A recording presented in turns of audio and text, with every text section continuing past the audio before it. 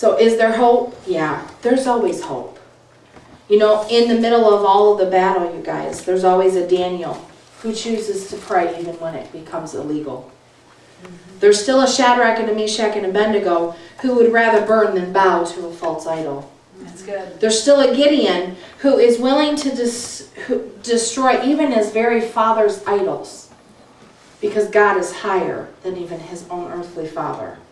And he's willing to go against the flow to be different. So is there hope? There's still a remnant of believers in America who is under God and under Jehovah and under his sovereignty. What it means to believe. You know, I've taught this a little bit with the ladies. To believe, to be a believer.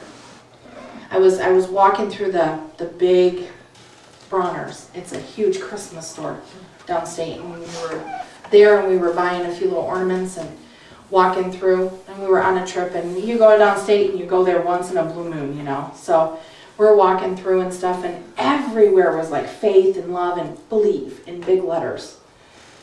And God had been really dealing with my heart. Believe doesn't mean what you think it means. We've been taught that, well, if you just believe, if you just think about it, you'll believe it. But that's not what believe means.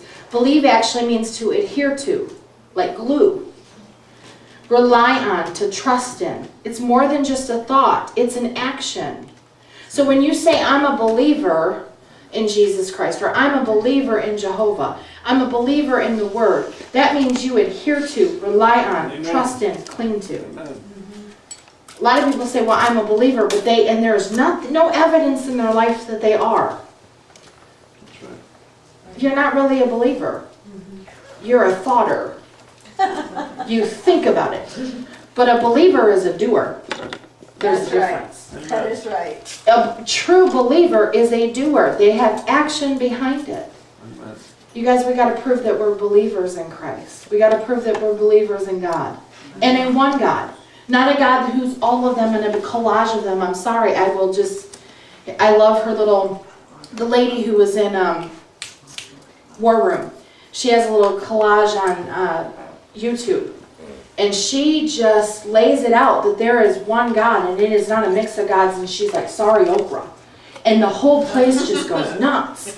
You'll have to watch it. It's awesome. And she's absolutely 100% right.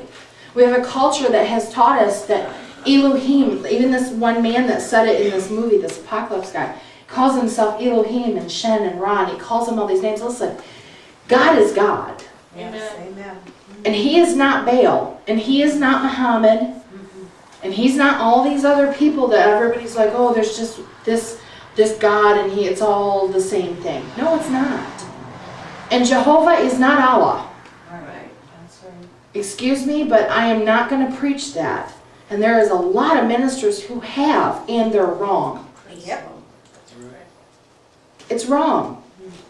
Because that is not who he is. He is not the moon god. No.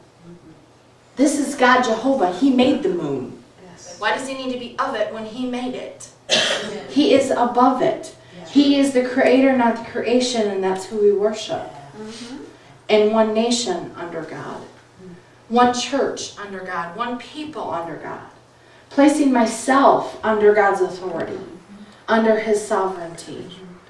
To believe in him.